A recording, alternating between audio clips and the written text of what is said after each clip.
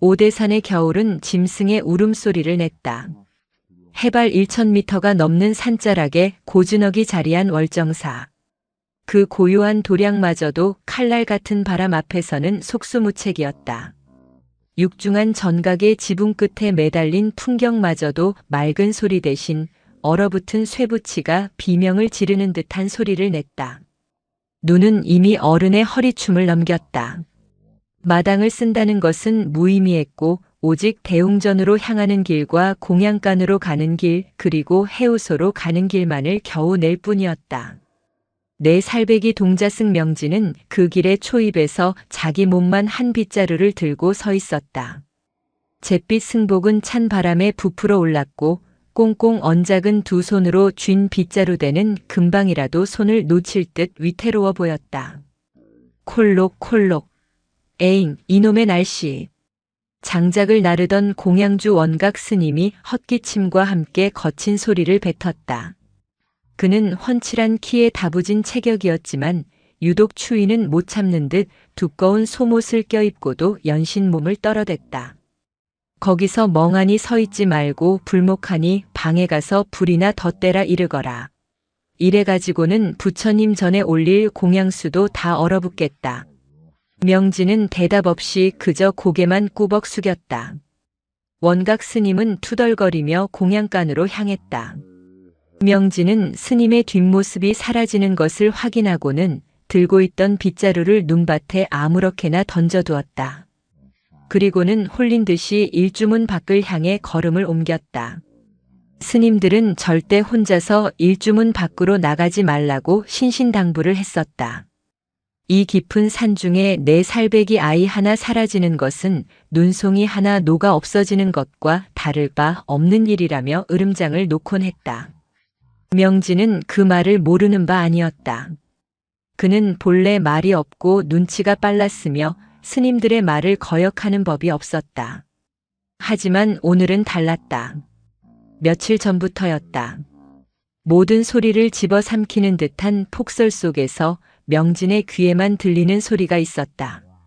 짐승의 울음소리도 아니요, 바람소리도 아니었다.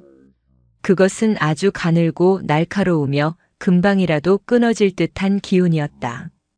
마치 어미를 잃고 처음 이 절에 왔을 때 제 자신에게서 나던 것과 똑같은 냄새와 소리였다. 버려졌다는 감각이었다.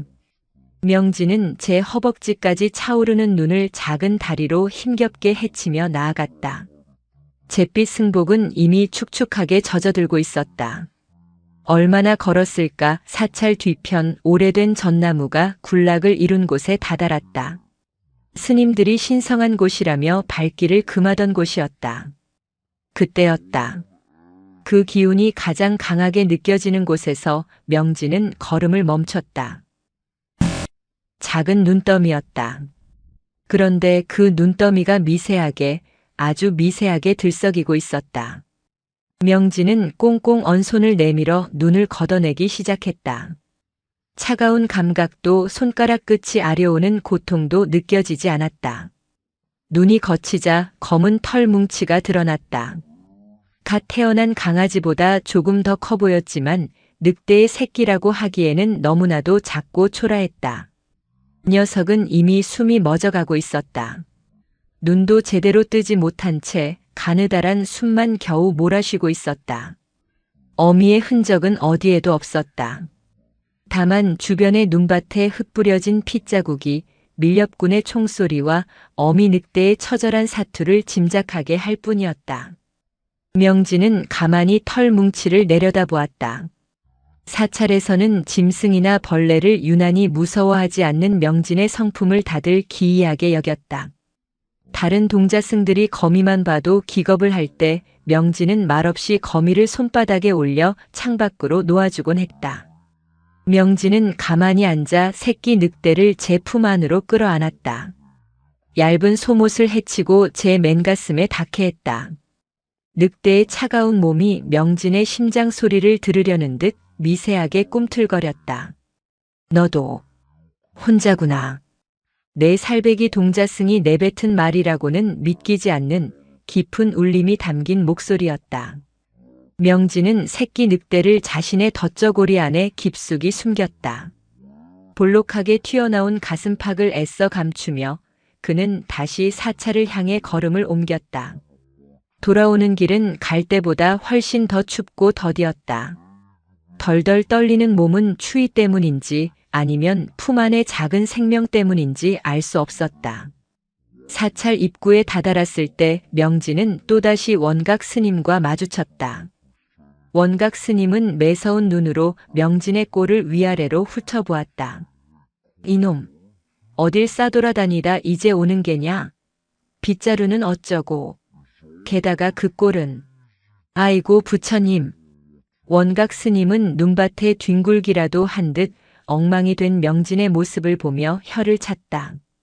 명진의 가슴팍이 유난히 볼록한 것을 보았지만 그저 옷이 젖어 뭉친 것이라 생각한 듯 했다. 쯧쯧. 태생이 그러하니. 어서 들어가 젖은 옷이나 갈아입어라. 괜히 곧불이라도 걸리면 큰 스님께 야단 맞는 건 나다. 명진은 또다시 말없이 고개를 숙였다. 원각 스님이 혀를 차며 공양간으로 돌아가자 명진은 재빨리 자신의 거처가 아닌 사찰 뒤편의 낡은 헛간으로 향했다. 스님들이 농기구나 오래된 물건들을 쌓아두는 아무도 찾지 않는 곳이었다. 헛간 구석, 먼지 쌓인 가마니 떼기 아래에 낡고 깨진 항아리가 있었다. 명진은 그 안에 마른 짚을 걸어모아 깔았다. 그리고 제 품속에서 조심스럽게 새끼 늑대를 꺼냈다. 끙. 새끼 늑대가 죽어가는 소리를 냈다. 명진은 자신의 작은 손으로 늑대의 몸을 연신 쓸어주었다. 울지 마. 나도 안 울어. 명진은 울지 않았다. 태어나서 지금까지 이 절에 맡겨진 그날부터 지금까지 명진은 단 한 번도 소리내어 운 적이 없었다. 새끼 늑대에게는 이름이 생겼다. 명진은 녀석을 산이라 불렀다. 산처럼 굳건하게 살아남으라는 뜻인지 아니면 그저 산에서 만났기 때문인지는 명진 자신도 몰랐다. 그날부터 명진의 하루는 완전히 달라졌다. 새벽 예불 시간 모두가 목탁 소리에 맞춰 절을 올릴 때도 명진의 마음은 온통 헛간에 가 있었다. 공양 시간 내 살배기 아이의 조그마한 바로에 담긴 밥은 늘 모자랐지만 명진은 그마저도 반을 덜어내어 몰래 품에 숨겼다. 문제는 젖먹이어야 할 새끼 늑대에게 딱딱한 밥알을 먹이는 일이었다. 명진은 헛간 구석에서 꽁꽁 언 밥을 제 입에 넣었다. 그리고 한참을 오물거려 밥을 죽처럼 부드럽게 만들었다. 그렇게 자신의 체온으로 데워진 밥을 손가락에 묻혀 산이의 입에 넣어주었다. 산이는 처음 며칠간은 끙끙 앓기만 하더니 명진의 극진한 보살핌 덕분인지 조금씩 기력을 차리기 시작했다. 명진이 씹어 넘겨주는 밥을 낼름낼름 받아 먹었고 어느새 명진의 손가락을 제 어미에 젖은 양 힘껏 빨기도 했다. 명진은 산이를 돌보는 그 행위 속에서 이상한 충만감을 느꼈다. 산이의 뱃속이 채워질수록 마치 자신의 텅 비었던 속이 함께 채워지는 듯한 기분이었다. 하지만 비밀은 오래가지 못하는 법. 가장 먼저 이상한 낌새를 눈치챈 것은 역시 공양간의 원각 스님이었다. 명진아. 어느 날 저녁 공양 시간 원각 스님이 밥을 푸다 말고 명진을 불렀다. 예, 스님. 내 놈이 요즘 통 먹는 것 같지가 않구나. 바로의 밥알은 늘 절반이나 남아있고 가끔은 아예 빈 그릇을 가져오기도 하더구나. 어른들 눈을 속일 수 있다 생각했느냐?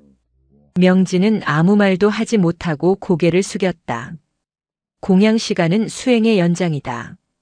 밥 한 톨에 담긴 부처님의 은혜를 모르고 복 나갈 짓만 골라서 하는구나. 쯧쯧. 원각 스님은 명진의 바로에 일부러 밥을 고봉으로 쌓아주며 매섭게 말했다. 한 톨도 남기지 말고 다 먹거라. 내가 지켜볼 것이다.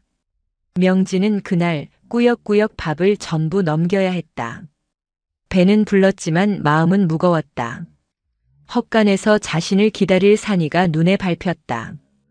그날 밤 헛간에서 들려오는 산이의 배고픈 울음소리에 명진은 뜬 눈으로 밤을 새워야 했다. 며칠 뒤 월정사 대웅전에서 원래 법회가 열렸다. 혹독한 추위에도 불구하고 산 아래 마을 사람들이 언발을 동동 구르며 법당을 가득 메웠다. 주지 해안 스님이 맑고 낮은 음성으로 법문을 시작했다.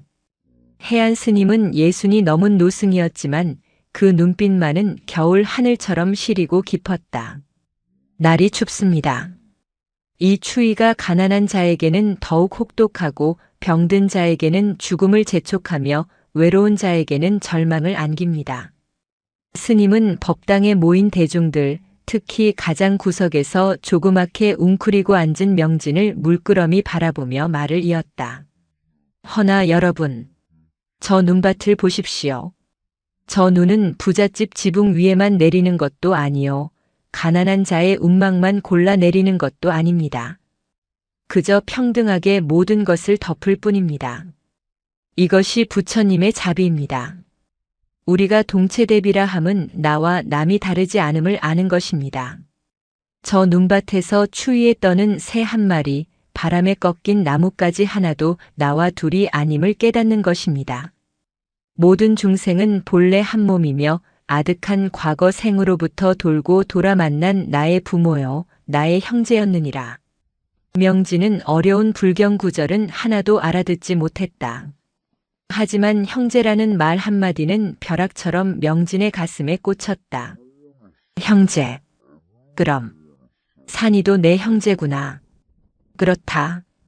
산이는 짐승이 아니었다. 자신처럼 어미에게 버려지고 추위에 떨며 배고픔에 우는 그저 자신과 똑같은 형제였다. 법회가 끝나고 명진은 더욱더 대담해졌다. 원각 스님의 눈을 피해 공양간의 닭장 달걀을 얻기 위해 키우던 근처를 서성거렸다.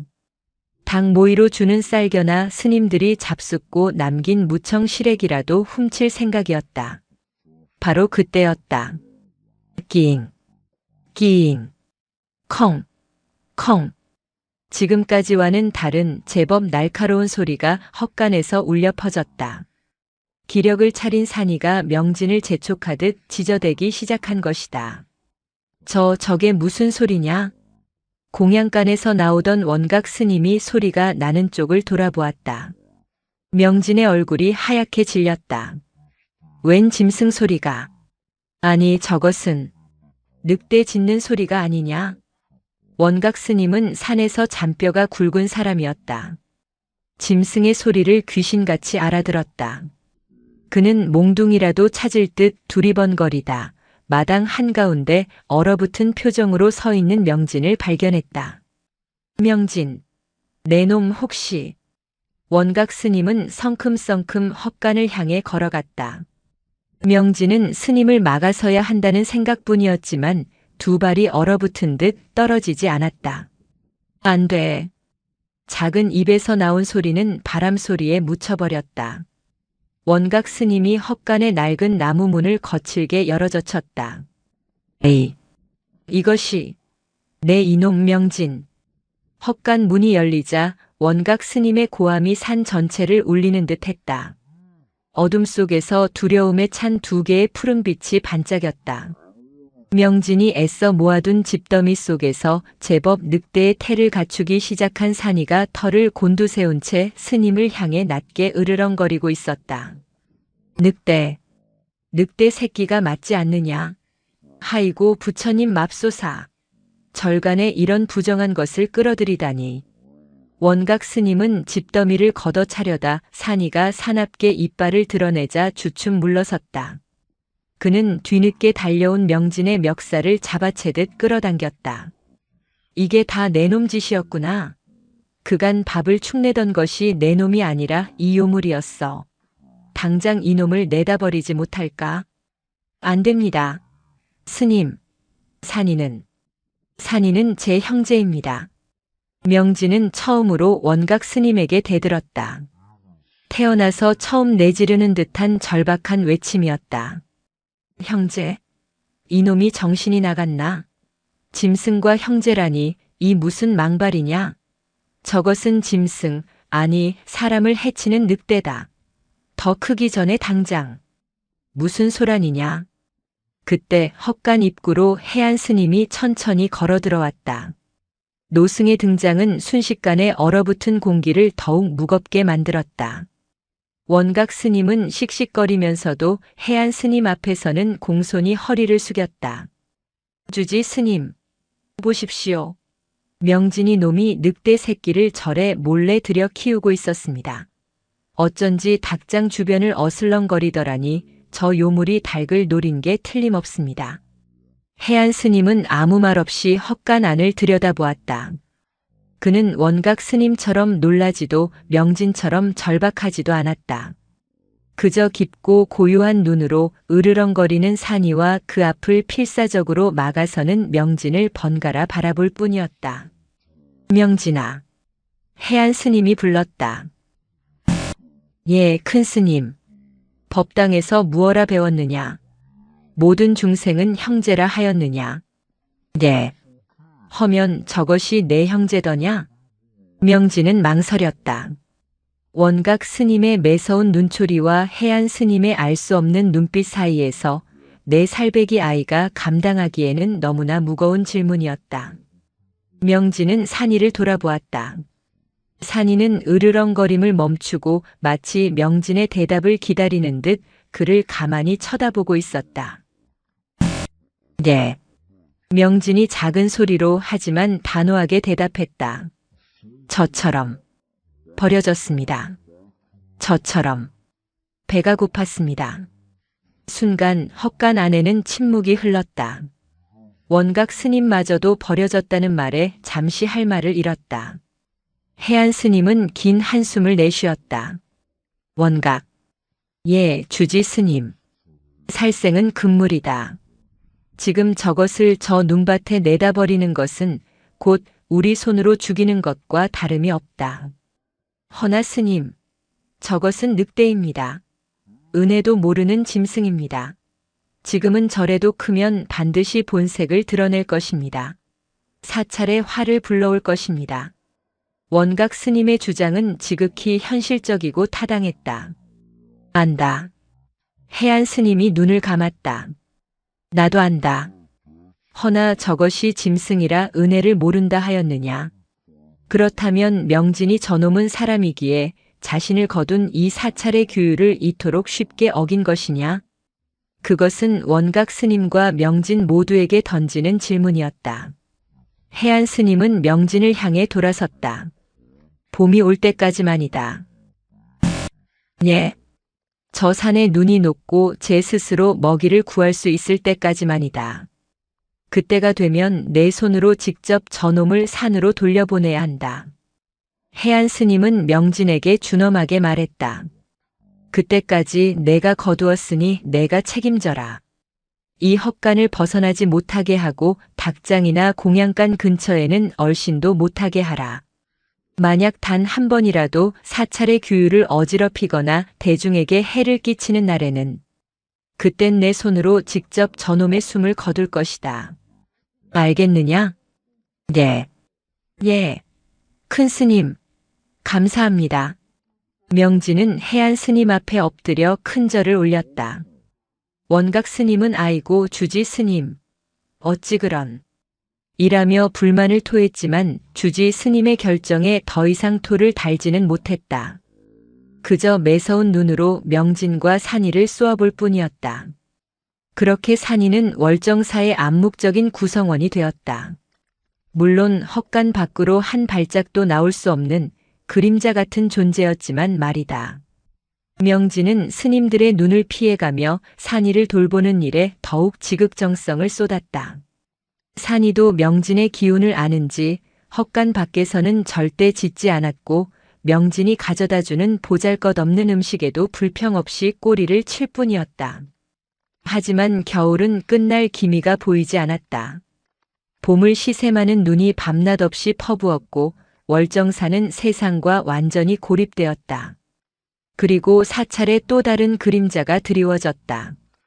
콜록, 콜록, 애취. 가장 먼저 소리가 난 곳은 원각 스님의 거처였다. 추위를 유난히 타던 그는 결국 지독한 곧불에 걸려 자리에 눕고 말았다. 곧이어 다른 스님들에게도 역병처럼 곧불이 번져나갔다. 큰일입니다. 이래서야 부처님께 공양 올릴 사람도 없겠습니다. 유일하게 건강하던 해안 스님이 알아놓은 스님들을 간호하며 혀를 찼다. 하지만 노승의 건강도 거기까지였다. 며칠 밤낮으로 스님들을 돌보던 해안 스님마저도 결국 자리에 눕고 말았다. 큰 스님. 명진은 해안 스님의 거처를 찾았다. 스님은 부를 땐 방 안에서도 추운 듯 이불을 뒤집어 쓴 채 가쁜 숨을 몰아쉬고 있었다. 열이 펄펄 끓었다. 명진이냐? 예, 큰 스님.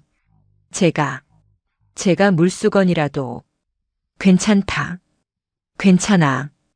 해안 스님은 힘겹게 눈을 떴다. 명진은 작은 손으로 젖은 수건을 가져와 스님의 이마에 올렸다. 그때 명진의 손이 해안 스님의 이마에 닿는 순간이었다. 해안 스님의 눈이 번쩍 뜨였다. 명진의 손에서 차가운 물수건의 냉기와는 비교할 수도 없는 아주 맑고 따뜻한 기운이 스님의 이마를 통해 온몸으로 흘러드는 것을 느꼈기 때문이었다. 그것은 아픈 스승과 어린 제자의 구분이 없는 오직 생명과 생명이 서로의 기운을 나누는 듯한 신비로운 경지였다. 해안 스님은 명진의 비범한 기운을 어렴풋이 짐작하고 있었지만 그것이 이 정도일 줄은 몰랐다. 그는 저항 없이 그 기운을 받아들였다. 명진아, 내가 나를. 스님은 말을 맺지 못하고 다시 깊은 잠에 빠져들었다. 명진은 그저 밤새도록 스님의 곁을 지키며 물수건을 갈고 작은 손으로 스님의 이마를 쓸어줄 뿐이었다. 하지만 며칠 뒤 해안 스님의 병세는 다시 악화되었다. 단순한 곧불이 아니었다. 해묵은 지병이 혹한과 겹쳐 스님의 기력을 송두리째 빼앗아가고 있었다. 약초가 있어야 한다. 원각 스님이 콜록거리며 중얼거렸다. 이럴 때일수록 저 절벽 위에 자라는 천삼이라도 한 뿌리 다려 올려야 하는데 이놈의 눈 때문에 모두가 절망에 빠져 있었다. 사찰은 고립되었고 식량은 바닥을 드러내고 있었으며 가장 큰 어른인 주지 스님은 사경을 헤매고 있었다. 그때 원각 스님이 벌떡 일어섰다. 다 그 요물 때문이다. 원각 스님의 충혈된 눈이 헛간을 향했다. 저 부정한 늑대놈이 절에 들어온 뒤부터 재수가 없더니만 급기야 큰 스님까지 저 지경이 되셨다. 저놈이 큰 스님의 기운을 다 빼앗아가는 것이다. 당장 저놈을 내쫓아야 한다. 원각 스님은 비틀거리며 몽둥이를 집어들고 헛간으로 향했다. 안 됩니다. 스님, 산이는 아무 잘못 없어요. 명진이 필사적으로 매달렸지만 병과 분노에 이성을 잃은 원각 스님을 막을 수는 없었다. 비켜라. 저놈을 내쫓아 이 절의 부정을 씻어내야 한다. 원각 스님이 헛간 문을 부술듯이 열어젖혔다.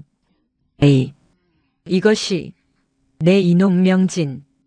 원각 스님의 고함은 헛간의 낡은 석가래를 흔들었다. 열에 들떠 붉게 충혈된 눈이 어둠 속 두 개의 푸른 빛을 쏘아보았다. 산이는 이제 헛간 구석에 웅크리고 있던 작은 털뭉치가 아니었다. 깡마르긴 했으나 제법 늑대의 골격을 갖추기 시작한 몸, 빳빳하게 곤두선 털 그리고 젖은 코끝으로 경고하듯 울리는 낮은 으르렁거림. 안 됩니다. 스님. 명진은 본능적으로 몽둥이를 든 원각 스님과 산이 사이를 가로막고 섰다.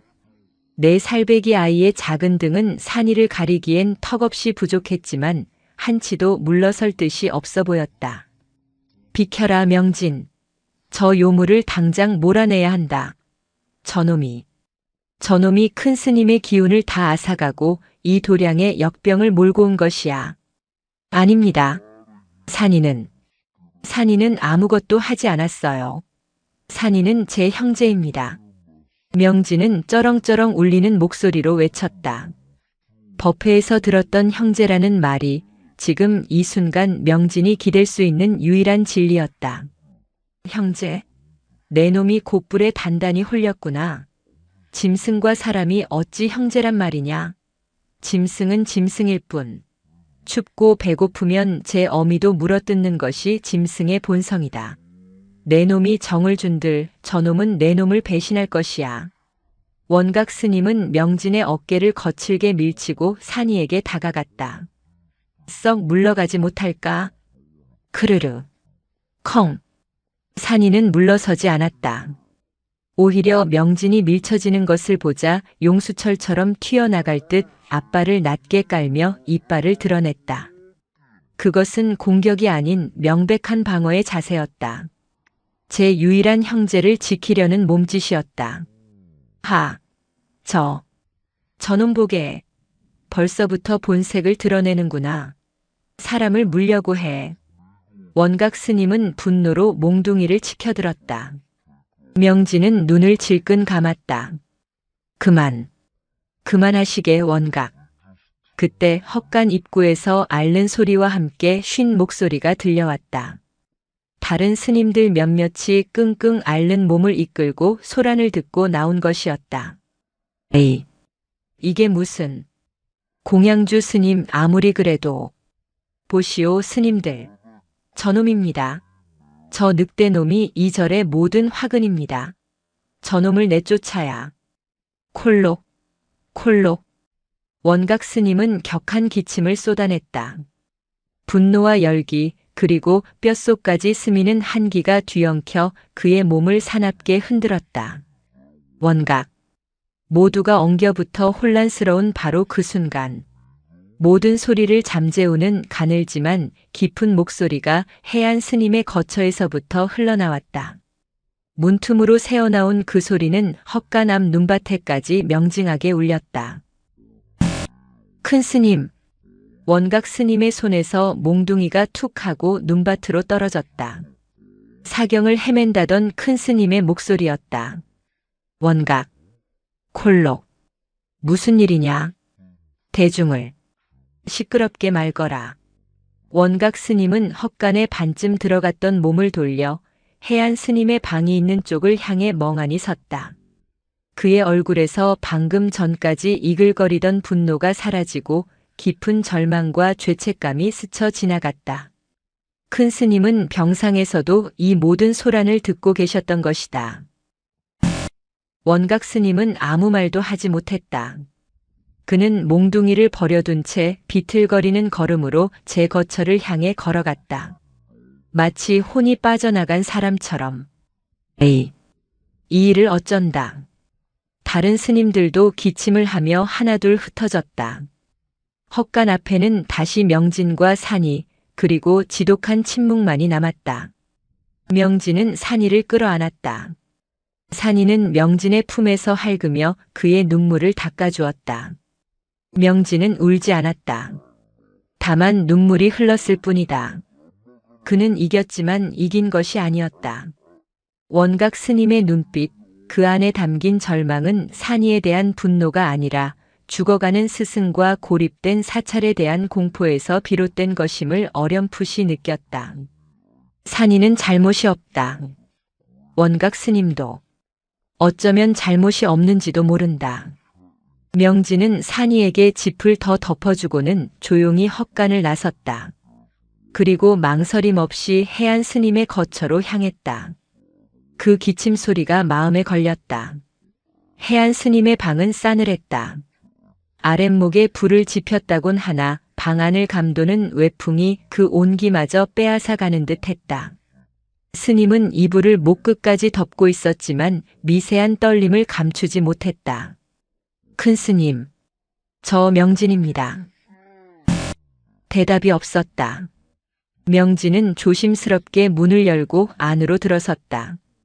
해안 스님은 뜬 눈으로 천장을 바라보고 있었다. 초점 없는 눈이 허공을 맴돌았다. 물 드시겠습니까? 명진은 꽁꽁 언 손을 불어가며 작은 주전자에 담긴 보리차를 잔에 따랐다. 스님의 마른 입술에 찬물을 가져다 대었다. 해안 스님은 몇 모금 힘겹게 마시더니 다시 눈을 감았다. 명진아. 예, 큰 스님. 헛간. 춥지 않더냐. 명진은 가슴이 덜컥 내려앉았다. 큰 스님이 산이를 걱정하고 있었다. 괜찮습니다. 지피 많습니다. 그래, 그래야지. 해안 스님은 다시 깊은 기침을 터뜨렸다. 명진은 스님의 등을 두드려 주었다. 그 작은 손이 스님의 등에 닿자 해안 스님은 또다시 그 이상한 기운을 느꼈다. 차가운 얼음장 같던 등줄기를 타고 작고 따뜻한 아랫목 온기 같은 것이 스며들었다. 너는 참 따뜻한 아이구나. 해안 스님은 열에 들떠 헛소리처럼 중얼거렸다. 저 눈이 멈춰야 할 텐데 눈이 멈추지 않으면 길이 열리지 않고 길이 열리지 않으면 약을 구할 수 없고 약이 없으면 모두가. 스님의 말은 절망적이었지만 그 목소리는 이상하리만치 평온했다. 큰 스님, 약, 무슨 약이 필요하십니까? 천삼. 해안 스님은 눈을 감은 채 말했다. 저 건너편, 깎아지른 절벽, 그 위에 뿌리를 내린 하늘의 삶. 허나 지금은 길이 없다. 인과다. 내가 덕이 부족하여. 스님은 자신의 병이, 이 모든 고난이 자신이 부처님의 가르침을 제대로 따르지 못한 탓이라 여기는 듯했다. 명진은 그 절벽을 떠올렸다. 가을 스님들을 따라 도토리를 주우러 갔을 때 원각 스님이 손가락으로 가리키며 말했던 곳이었다. 저길 보거라. 저런 험한 곳에 나는 것이 진짜 약이다. 허나 저긴 사람이 오를 수 없는 곳이다. 명진은 해안 스님의 손을 꼭 잡았다. 그저 스승의 손을 잡는 것이 아니었다. 자신의 따뜻한 기운을, 살고자 하는 기운을 조금이라도 나누어 주려는 듯이. 해안 스님은 명진의 손을 맞잡으며 희미하게 중얼거렸다. 눈은 부자나 가난한 자를 가리지 않고 이병도 스승과 제자를 가리지 않는구나. 이것이 동체대비인가. 모두가 한 몸으로 앓는구나. 그 말을 끝으로 해안 스님은 다시 깊은 잠인지 혼수인지 모를 상태로 빠져들었다. 사찰의 시간은 멈춘 듯 흘러갔다. 눈은 그칠 기미가 보이지 않았다. 이제는 폭설이라기보다 세상을 끝장내려는 듯한 집요한 몸부림에 가까웠다. 공양간의 쌀독은 바닥을 드러냈고 땔감으로 쓰던 장작도 얼마 남지 않았다. 스님들은 앓는 와중에도 새벽 예불을 거르지 않으려 했지만 목탁 소리는 힘이 없었고 연불 소리는 기침 소리에 묻혔다. 이러다 다 굶어 죽고 얼어 죽는 거 아닌가 몰라. 원각 스님이 퀭한 눈으로 대웅전 마당을 바라보며 중얼거렸다. 그는 며칠 전 헛간에서 보였던 격한 모습은 온데간데 없이 그저 모든 것을 포기한 사람처럼 보였다. 그는 헛간 쪽으로는 눈길도 주지 않았다. 산이를 탓할 기력조차 남지 않은 것이다. 명진은 자신의 몫으로 나온, 이제는 밥이라기보다 묽은 풀에 가까운 죽을 들고 헛간으로 향했다. 산이는 며칠째 제대로 먹지 못해 뼈대가 앙상하게 드러나고 있었다.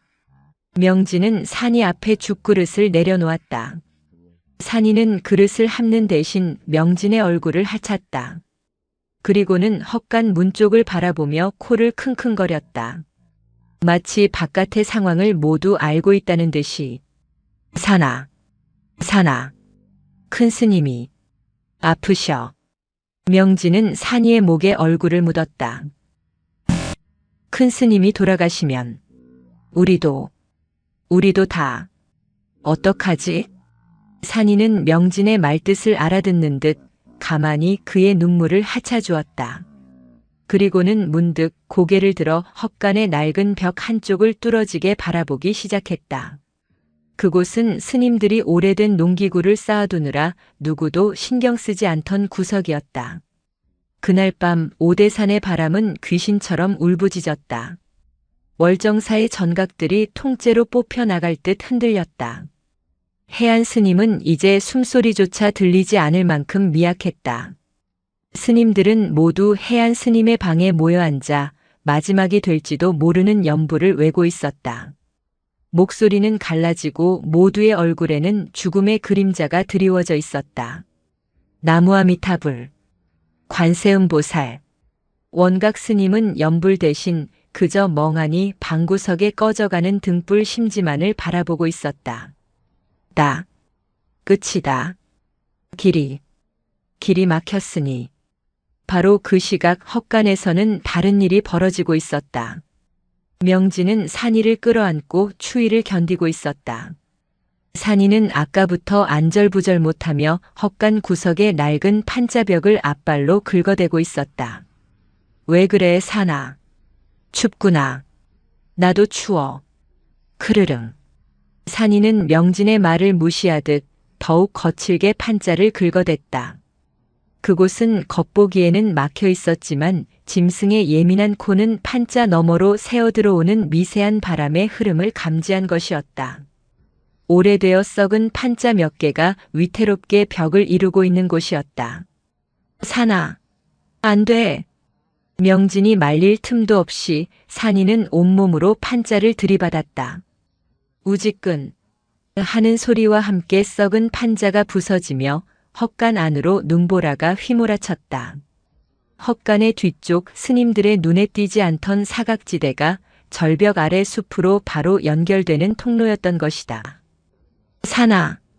산이는 명진을 돌아보았다. 그 푸른 눈빛은 두려움이 아니었다. 그것은 명확한 의지였다. 끼잉. 산이는 명진의 손을 한번 핥았다. 그리고는 한치의 망설임도 없이 눈보라가 몰아치는 어둠 속으로 몸을 날렸다. 산아, 안 돼. 산아, 돌아와. 명진은 부서진 벽 틈으로 기어나갔다. 잿빛 승복이 순식간에 눈으로 뒤덮였다. 산아, 가면 안 돼. 너도 죽어. 산아. 명진의 절규는 포효하는 바람 소리에 처참하게 찢겼다. 산이는 이미 칠흑 같은 어둠과 눈보라 속으로 사라진 뒤였다. 명진은 그 자리에 주저앉았다. 온몸에 힘이 빠져나갔다. 버렸다. 산이가 자신을 버리고 도망쳤다고 생각했다. 원각 스님의 말이 맞았다. 짐승은 짐승일 뿐이었다. 은혜를 몰랐다. 제 살 길을 찾아 떠난 것이다. 자신을 구해준 명진을 이 혹한 속에 버려두고 너도 나를 버리는구나. 어미가 자신을 절 문 앞에 버렸듯이 유일한 형제라 믿었던 산이마저도 자신을 버렸다. 명진의 작은 몸이 눈 속에서 파랗게 떨리기 시작했다. 무슨 소리냐? 그때 명진의 절규를 들은 원각 스님이 등불을 들고 밖으로 뛰쳐나왔다. 그는 해안 스님의 방에서 모든 것을 포기하고 앉아 있다가 명진의 비명에 마지막 남은 기력을 짜낸 것이었다. 명진아, 어디 있느냐? 원각 스님은 부서진 헛간과 그 앞에 쓰러져 있는 명진을 발견했다. 늑대의 모습은 어디에도 보이지 않았다. 저놈이. 원각 스님의 눈에 들어온 것은 부서진 벽과 사라진 늑대, 그리고 눈밭에 쓰러진 명진이었다. 그가 그토록 경고했던 최악의 상황이 벌어진 것이다. 내가 뭘 했느냐? 저놈이 결국 도망쳤구나. 제 살 길을 찾아 너를 버리고. 이 배은망덕한 놈. 원각 스님은 명진을 일으켜 세우려다 아이가 이미 반쯤 정신을 잃은 것을 발견했다. 아이고 명진아, 정신 차려라. 이놈아. 원각 스님은 명진을 들쳐 업었다. 등불이 비춘 원각 스님의 얼굴에는 분노가 아니었다. 그것은 알 수 없는 비통함이었다. 산이에 대한 원망과 산이를 믿었던 명진에 대한 연민, 그리고 꼼짝없이 죽음을 기다려야 하는 자신들의 처지가 뒤섞인 눈물이었다. 다 끝이다. 다 끝났어. 원각 스님은 명진을 업고 해안 스님의 방으로 비틀거리며 들어섰다. 큰 스님, 명진이가 밖에서 그 늑대 놈은 도망쳤습니다. 제 살 길을 찾아 이 눈보라 속으로 도망쳤습니다. 앓는 스님들의 연불 소리가 그치고 방 안에는 해안 스님의 미약한 숨소리와 바람소리, 그리고 명진의 흐느낌만이 가득 찼다. 월정사의 가장 길고 어두운 밤이 깊어지고 있었다. 원각 스님이 명진을 들쳐 업고 들어선 해안 스님의 방은 이미 산자들의 공간이 아닌 듯 했다. 바람소리가 문풍지를 찢을 듯 울부짖었고 방 안에는 앓는 스님들의 거친 숨소리와 미약한 연불소리, 그리고 모든 것을 포기한 자들의 침묵만이 감돌았다. 해안 스님은 눕다시피 한 채 꺼져가는 등불의 심지처럼 가냘픈 숨만 겨우 내쉬고 있었다. 큰 스님, 명진이가 이놈이 밖에서. 원각 스님은 말을 잇지 못했다. 늑대가 도망쳤다는 말을 차마 이 죽음의 문턱에 선 노승 앞에서 할 수가 없었다. 그는 젖은 눈으로 축 늘어진 명진을 아랫목에 뉘었다. 아, 아. 명진의 입에서 앓는 소리가 새어나왔다. 눈보라 속에서 웅크리고 있던 짧은 시간 동안 아이의 연약한 몸은 이미 뼛속까지 얼어붙어 있었다. 잿빛 승복은 얼음장처럼 차가웠고 작은 몸이 사시나무 떨듯 떨리기 시작했다. 에이, 이럴 수가. 정신 차려라, 명진아. 원각 스님은 다급하게 명진의 젖은 옷을 벗기려 했다. 하지만 아이의 몸은 이내 떨림을 멈추고 불덩이처럼 뜨거워지기 시작했다. 곧불이 아니라 혹한에 얼어붙었던 몸이 열을 내기 시작한 것이다. 안 돼. 안 된다가 명진아. 원각 스님은 제정신이 아니었다. 그는 자신의 이불이라도 가져올 생각으로 비틀거리며 일어섰지만 방 안의 다른 스님들은 이미 자신들의 병에 겨워 눈을 감고 있을 뿐이었다. 사나, 가지마.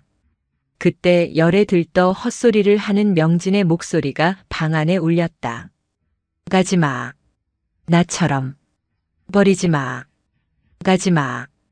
내 살배기 아이의 입에서 나온 버리지 말라는 말은 그 자리에 있던 모든 스님들의 가슴에 비수처럼 꽂혔다.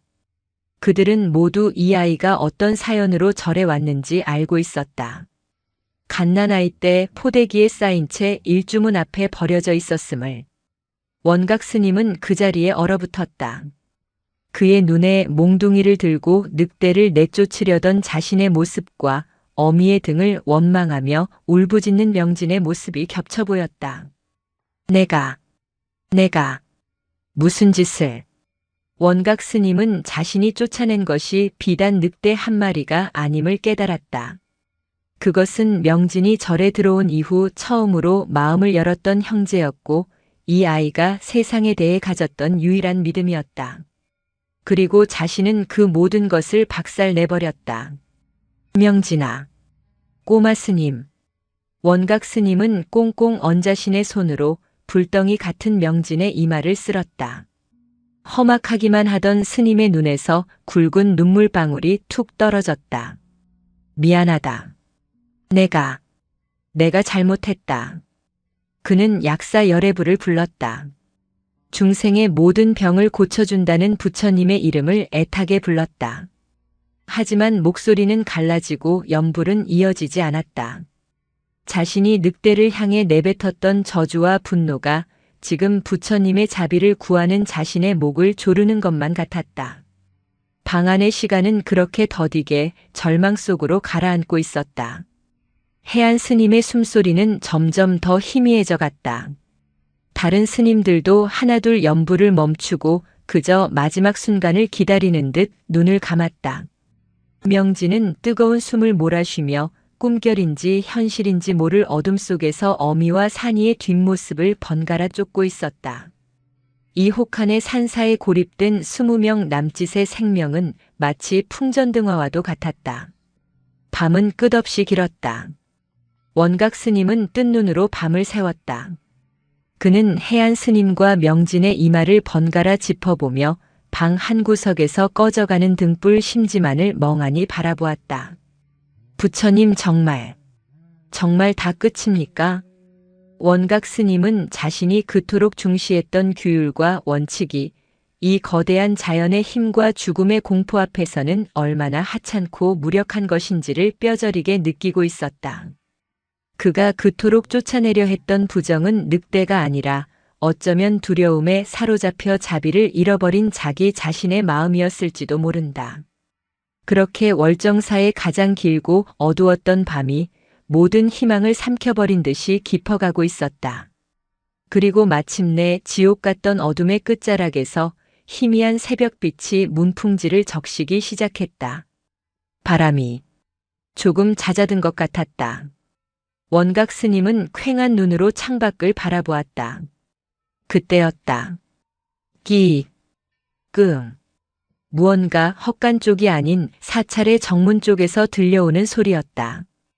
무슨 소리지? 원각 스님은 제 귀를 의심했다. 밤새 앓던 스님 한 명이 얼어붙은 우물에서 눈이라도 퍼올 요량으로 비틀거리며 마당으로 나섰다가 그대로 얼어붙은 듯 멈춰 섰다. 스님, 원각 스님. 그의 목소리는 공포에 질려 있었다. 늑대입니다. 늑대가. 뭐라고?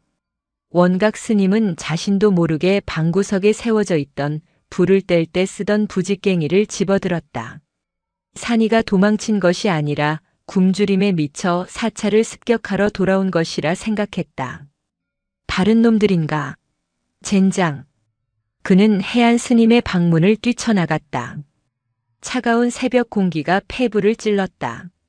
눈은 그쳤지만 세상은 온통 죽음처럼 하얗게 얼어붙어 있었다. 그리고 그는 보았다.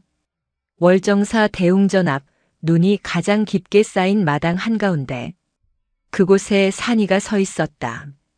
하지만 그것은 명진이 알던 원각 스님이 두려워하던 그 산이가 아니었다. 놈은 처참했다. 온몸의 털은 피와 눈이 엉겨붙어 얼음 갑옷처럼 변해 있었고 왼쪽 뒷다리는 꺾인 듯 힘없이 눈밭에 끌리고 있었다.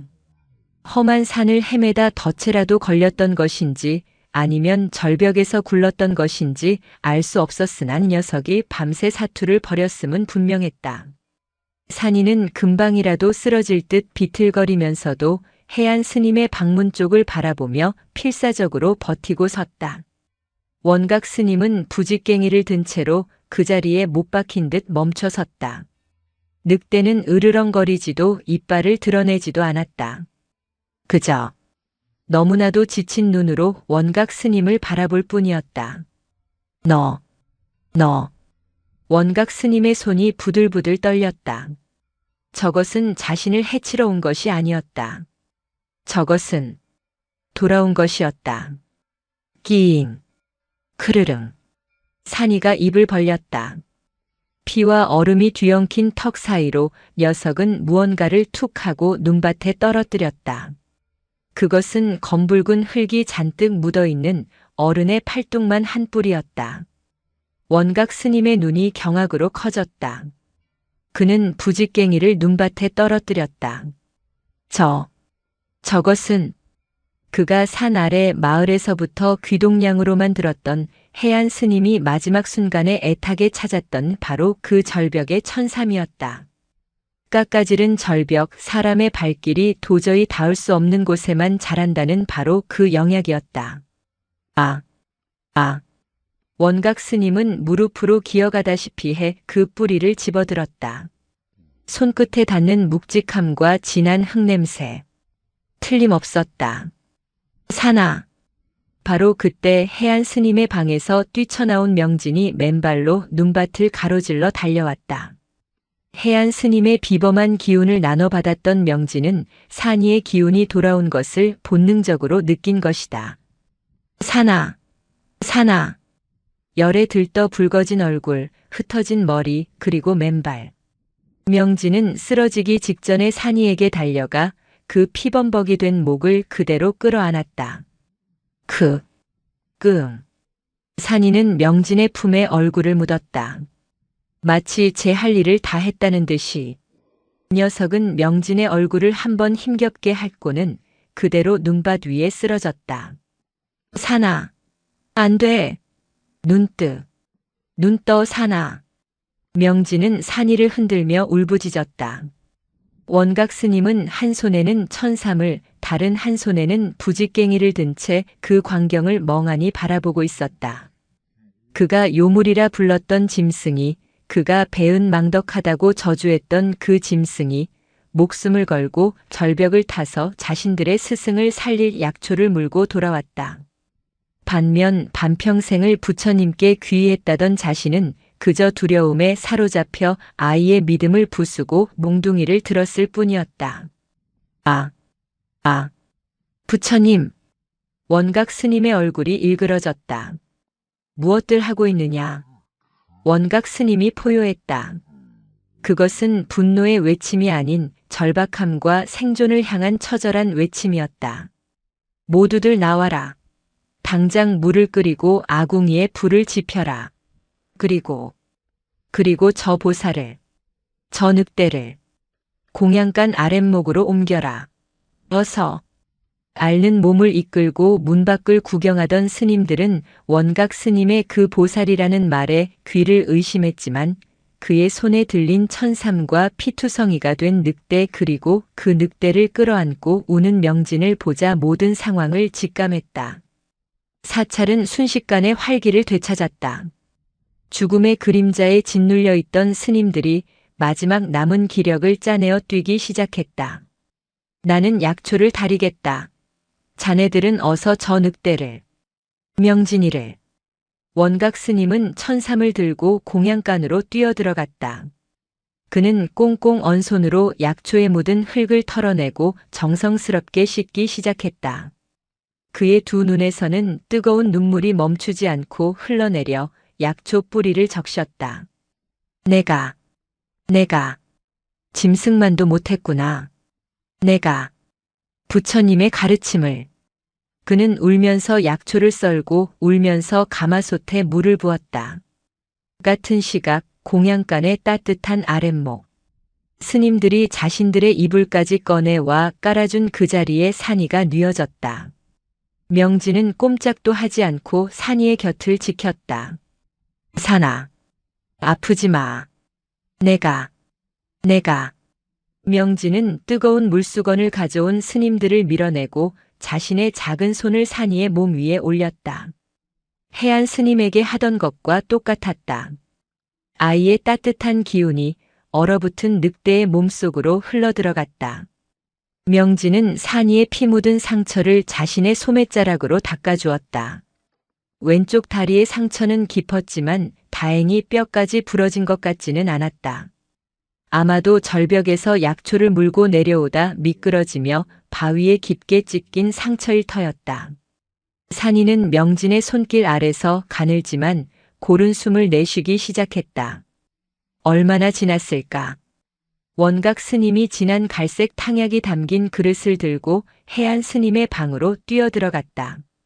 큰 스님, 약입니다. 부디. 일어나십시오. 해안 스님은 의식이 없었다. 원각 스님은 스님의 머리를 조심스럽게 들어 올리고 숟가락으로 탕약을 한 술 한 술 떠넘겼다.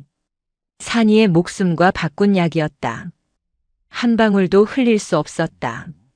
그렇게 탕약 한 그릇을 다 비우고 원각 스님은 땀범벅이 된 채 다시 공양간으로 돌아왔다. 공양간 아랫목에는 여전히 명진이 산이의 곁을 지키고 있었다. 명진은 자신의 밥그릇에 담긴 얼마 남지 않은 누룽지 죽을 손가락으로 떠서 산이의 입에 넣어주고 있었다. 산이는 힘겹게 그러나 낼름낼름 그것을 받아먹고 있었다. 원각 스님은 그 광경을 보고 더 이상 버티지 못했다. 그는 탕약을 들고 있던 그릇을 마루에 내려놓고 명진과 산이가 있는 아랫목을 향해 쿵 소리가 나게 무릎을 꿇었다. 그리고는 자신의 이마가 바닥에 닿도록 깊이 엎드렸다. 명진아. 꼬마 스님. 원각 스님의 목소리는 물기에 젖어 심하게 떨리고 있었다. 내가 잘못했다. 내가 짐승만도 못했다. 내 살배기 아이와 짐승 한 마리 앞에서 40평생 규율과 원칙을 외치며 살아온 스님은 그렇게 무너져 내렸다. 나는 저 미물만도 못한 놈이다. 나는 부처님의 제자가 아니다. 원각 스님은 어린아이처럼 소리내어 울기 시작했다. 그 울음소리에는 자신에 대한 부끄러움과 죽음의 문턱에서 돌아온 스승에 대한 안도, 그리고 산이와 명진에 대한 끝없는 참회와 고마움이 뒤섞여 있었다. 명진은 울고 있는 원각 스님을 가만히 바라보았다. 아이는 그 복잡한 어른의 감정을 다 이해하지 못했다. 명진은 그저 산이의 등을 한번 쓸어주고 원각 스님을 향해 맑은 눈으로 말했다. 스님, 울지 마세요. 산이, 이제 안 아파요. 스님도, 이제 아프지 마세요. 그 순진무구한 위로가 원각 스님의 가슴을 더욱 후벼 파는 듯 했다. 그는 엎드린 채 고개를 들지 못하고 한참을 울었다. 그날 새벽 오대산 월정사에서는 늑대의 목숨값으로 얻은 약초 냄새와 한 수행자의 뜨거운 참회 눈물이 함께 끓어오르고 있었다. 밤새 산이의 목숨값으로 다려진 천삼탕약은 꺼져가던 해안 스님의 생명을 붙잡았다. 새벽녘 탕약 3그릇을 비운 노승은 해가 중천에 뜰 무렵 마침내 깊고 맑은 눈을 떴다. 큰 스님. 원각 스님이 가장 먼저 그 변화를 알아채고 목이 메어 외쳤다. 해안 스님은 천천히 눈을 돌려 방 안을 둘러보았다. 수염이 까칠하게 자라난 스님들의 헬쑥한 얼굴, 그리고 아랫목 한 구석에서 곤히 잠든 명진의 모습을. 해안 스님은 아무 말도 하지 않았지만 그 눈빛은 모든 것을 알고 있다는 듯 깊었다. 그는 천천히 손을 들어 원각 스님이 가져온 미음을 가리켰다. 무리 쓰구나. 노승의 첫마디였다. 원각 스님은 그 말이 탕약이 썼다는 것인지 인생이 쓰다는 것인지 알 수 없었으나 그저 예 스님 이라며 아이처럼 눈물만 훔쳤다. 사찰의 공기는 완전히 달라졌다. 지독한 눈보라가 그치고 며칠 만에 거짓말처럼 햇살이 쏟아졌다. 지붕 위에 쌓였던 눈이 툭툭 하고 녹아내리는 소리가 절간의 생기를 불어넣었다. 공양간 아랫목은 산이의 차지가 되었다. 스님들은 이제 늑대놈이라 부르지 않고 저 보살이라 칭했다. 원각 스님은 해안 스님의 탕약을 다리고 남은 천삼찌꺼기를 산이의 밥에 섞어 주었고 다른 스님들은 자신의 상처약을 아껴 산이의 다리에 발라주었다. 명진은 산이와 해안 스님 사이를 오가며 바쁘게 움직였다. 아이는 더 이상 눈치를 보거나 어둠 속에 숨지 않았다. 당당하게 공양간을 드나들었고 산이에게 줄 밥을 요구했으며 해안 스님의 병시중을 들었다. 그 작은 몸에서 뿜어져 나오는 따뜻한 기운이 병마와 추위에 얼어붙었던 월정사 전체를 녹이고 있었다. 그렇게 열흘이 지났다. 해안 스님은 겨우 몸을 추슬러 자리에서 일어날 수 있게 되었다. 산이의 다리 상처도 기적처럼 아물어 절뚝거리기는 해도 마당을 걸어 다닐 수 있을 정도가 되었다. 그리고 마침내 산 아래 마을로 향하는 길이 어렴풋이 열리던 날. 해안 스님은 대웅전이 아닌 마당의 모든 대중을 불러 모았다. 아직 병색이 완연한 스님들과 조그만 동자승 명진, 그리고 그 곁에 조용히 앉아있는 늑대 산이까지. 해안 스님은 마른 기침을 한 번 하고는 가장 낮은 목소리로 입을 열었다. 춥고 긴 겨울이었습니다. 모두가 숨을 죽였다. 나는 이 절의 주지로서 이 겨울을 이겨낼 방도를 찾지 못하고 그저 규율과 원칙 뒤에 숨어 앓는 소리만 내었소. 해안 스님의 시선이 원각 스님에게 향했다. 원각 스님은 고개를 들지 못하고 바닥만 내려다보았다. 우리는 반평생을 불경을 외고 자비를 입에 달고 살았소. 동체대비라 하여 모든 중생이 한 몸이니 같이 아파하고 같이 기뻐하라 배웠소. 허나 정작 죽음의 공포가 문 앞에 닥치자 우리는 무엇을 했습니까? 스님들 중 누구도 대답하지 못했다. 우리는 저 미물 하나를 부정하다 하였고 요물이라 손가락질하며 두려움에 사로잡혀 서로를 탓하기에 바빴소. 해안 스님은 명진에게로 시선을 옮겼다. 저 미물조차 자신을 거둔 작은 정을 잊지 않고 목숨을 걸어 이 절의 모두를 살릴 약초를 물어왔습니다. 배은망덕한 것은 짐승이 아니라 바로 우리 자신들이었습니다. 해안 스님은 명진과 산이를 향해 천천히 허리를 굽혔다. 60노승의 사찰 최고 어른의 절이었다. 아, 큰 스님. 원각 스님을 비롯한 모든 스님들이 경악하며 함께 엎드렸다. 일어나십시오, 큰 스님. 저희가 잘못했습니다. 원각 스님이 눈물 콧물이 범벅이 되어 외쳤다. 해안 스님은 천천히 몸을 일으키고 엎드린 대중들을 향해 말했다. 고개를 드시오. 우리가 오늘 저 4살배기 동자승과 늑대 보살에게서 평생을 읽어도 깨닫지 못했던 동체대비의 참뜻을 배웠소. 저 둘이 짐승과 아이가 얼어붙었던 우리 모두의 불심을 되살린 것입니다. 그날 월정사의 스님들은 늑대 한 마리 앞에서 자신들의 오만함을 참회했다. 봄이 완연히 오고 있었다. 오대산의 겨운에 쌓였던 눈이 녹아 계곡을 이루고 얼어붙었던 땅에서 파릇한 새싹이 고개를 내밀었다. 산이는 이제 완연한 늑대의 모습을 갖추었다. 절뚝거리던 다리도 완전히 나았고 털에는 윤기가 흘렀다. 그리고 산이는 헛간이 아닌 산을 바라보는 시간이 길어졌다. 밤마다 헛간 지붕에 올라 먼 산 어딘가에서 들려오는 다른 늑대들의 울음소리에 귀를 기울였다. 명진은 그것을 알았다. 산이가 더 이상 이 절간의 헛간에 속한 존재가 아님을. 어느 이른 아침 명진은 산이를 데리고 일주문 밖으로 나갔다. 해안 스님도 원각 스님도 그 누구도 두 존재의 마지막 산책을 막지 않았다. 둘은 전나무 숲 처음 만났던 그 자리 근처에 섰다. 산아. 명진이 불렀다. 크르릉. 산이가 명진의 손을 핥았다. 가야 해? 명진은 묻지 않았다. 그저 그렇게 말했을 뿐이다.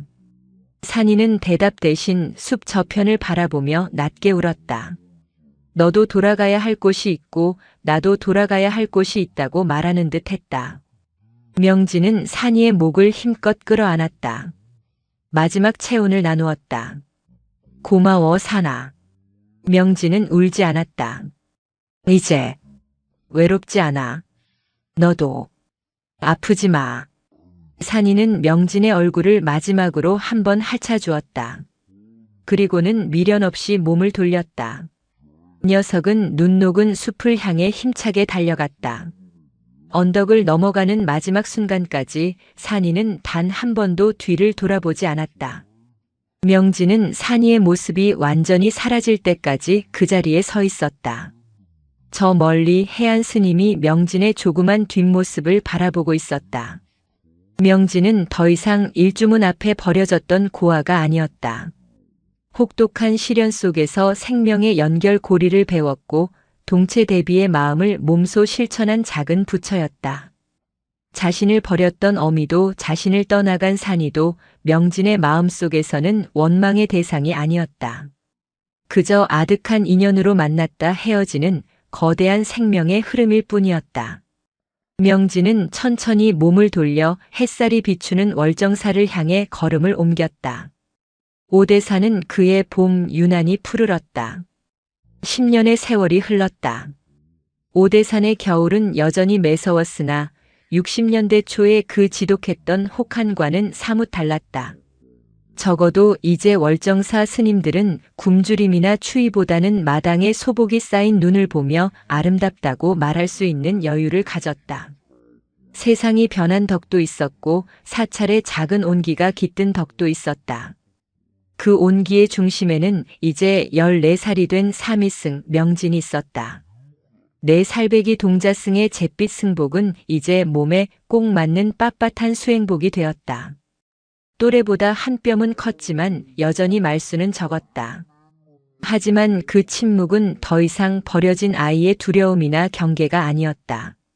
맑은 호수처럼 깊고 고요하여 곁에 있는 사람을 되려 편안하게 만드는 힘이 있었다. 명진아, 장작은 그만 패고 어서 공양간으로 들어오너라. 손 다 얼겠다. 우렁찬 목소리가 마당을 가로질렀다. 목소리의 주인은 이제 해안 스님의 뒤를 이어 공양간의 모든 살림을 책임지고 있는 원각 스님이었다. 10년의 세월은 그의 괄괄한 성미를 많이도 둥글게 만들었다. 그는 여전히 규율을 중시했지만 그 규율의 바탕에는 엄격함 대신 따뜻한 자비가 깔려 있었다. 괜찮습니다, 스님. 몇 개만 더 패고 들어가겠습니다. 겨울밤이 길어 스님들 방의 땔감이 모자랄 듯 합니다. 명진이 앳된 목소리로 대답하며 도끼를 고쳐 잡았다. 퍽 하는 맑은 소리와 함께 굵은 참나무 장작이 깔끔하게 반으로 쪼개졌다. 14살 아이의 솜씨라고는 믿기지 않는 군더더기 없는 동작이었다. 원각 스님은 쯧쯧 혀를 차면서도 입가에 흐뭇한 미소가 걸리는 것을 숨기지 못했다. 저 고집은 꼭 누굴 닮았는지. 허허 춥다. 나는 먼저 들어가네. 원각 스님은 두꺼운 소못을 여미며 공양간으로 향했다. 그의 걸음이 향하는 길목, 해안 큰 스님의 사리가 모셔진 부도탑 옆에 작은 돌무덤 하나가 나란히 자리하고 있었다. 그것은 산이 보살탑이었다. 10년 전 그의 봄 산이가 떠난 뒤 원각 스님이 가장 먼저 한 일이었다. 해안 스님의 병이 낫고 길이 열리자마자 원각 스님은 꼬박 사흘 동안 지게를 지고 산을 오르내렸다. 그리고 가장 반들반들하고 예쁜 돌들만 지고 와 명진과 산이가 처음 만났던 숲과 헛간이 잘 보이는 마당 한편에 정성껏 돌탑을 쌓았다. 그곳에 산이의 유해가 묻힌 것은 아니었다. 산이는 그날 이후 2번 다시 월정사의 모습을 드러내지 않았으니까. 하지만 월정사의 모든 스님들에게 그 돌탑은 살아있는 법문 그 자체였다.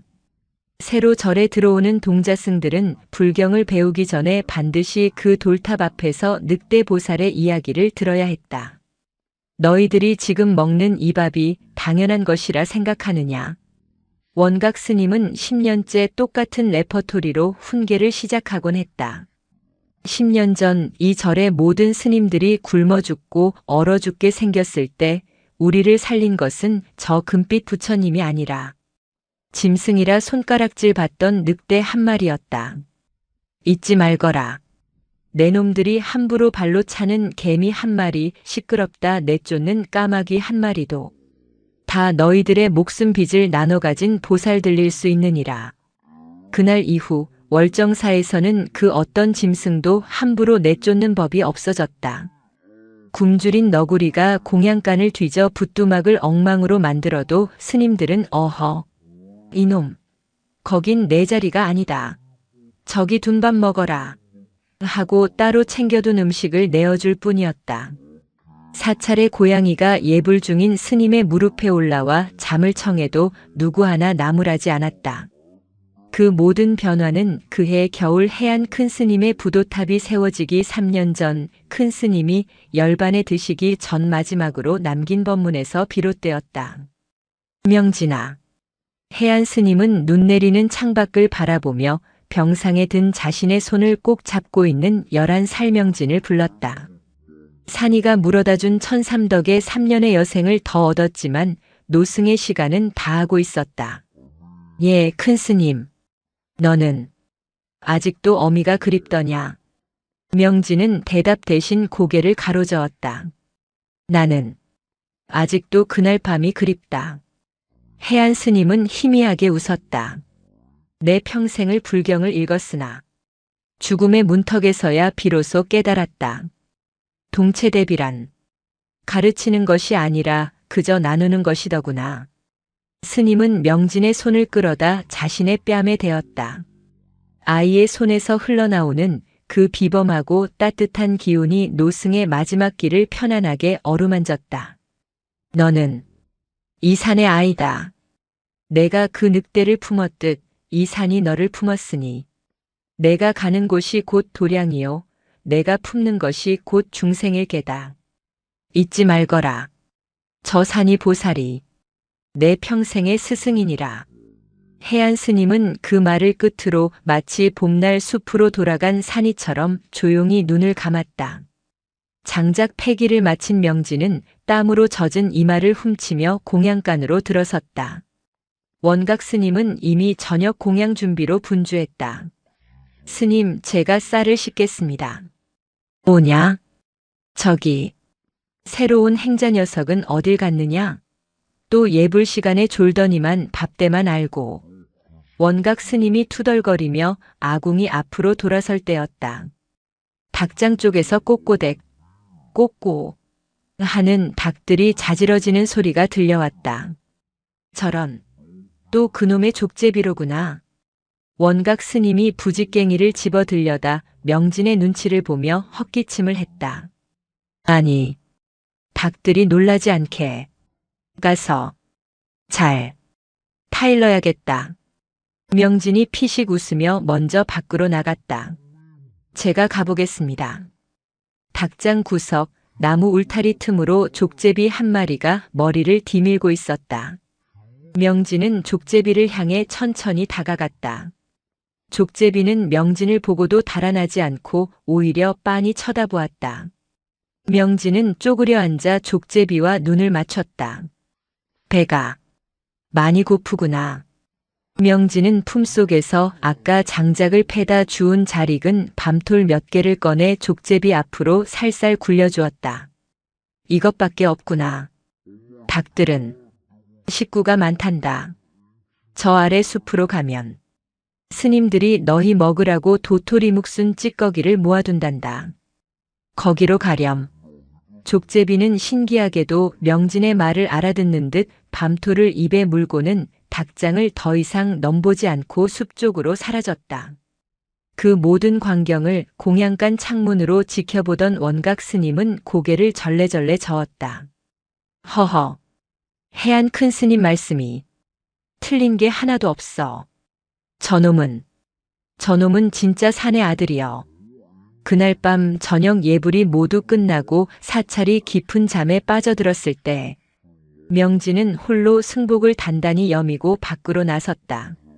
10년째 하루도 거르지 않은 그만의 일과였다. 그는 해안 스님의 부도탑 앞에 서서 낮에 챙겨둔 깨끗한 눈을 한 움큼 떠다 탑의 기단을 쓸어냈다. 큰 스님 명진입니다. 오늘은 원각 스님께서 불을 떼시다 묵은 솔가지에 불꽃이 튀어 수염을 태우실 뻔했습니다. 제가 잘 살피겠습니다. 그리고는 천천히 발걸음을 옮겨 그 옆에 산이 보살탑 앞에 섰다. 차갑게 식은 돌멩이를 명진은 자신의 두 손으로 감쌌다. 해안 스님에게 하던 것처럼 산이에게 하던 것처럼 자신의 따뜻한 체온을 나누었다. 산아. 명진이 10년 만에 처음으로 그 이름을 소리내어 불렀다.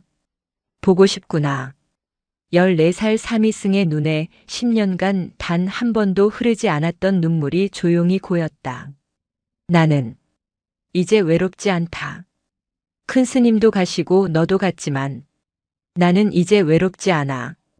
원각 스님이 계시고 닭장의 닭들도 오늘 만난 족제비도 다 내 형제임을 아니. 이제는 외롭지 않다. 명진은 자신의 뺨을 타고 흐르는 눈물을 닦지 않았다. 고맙다 산아.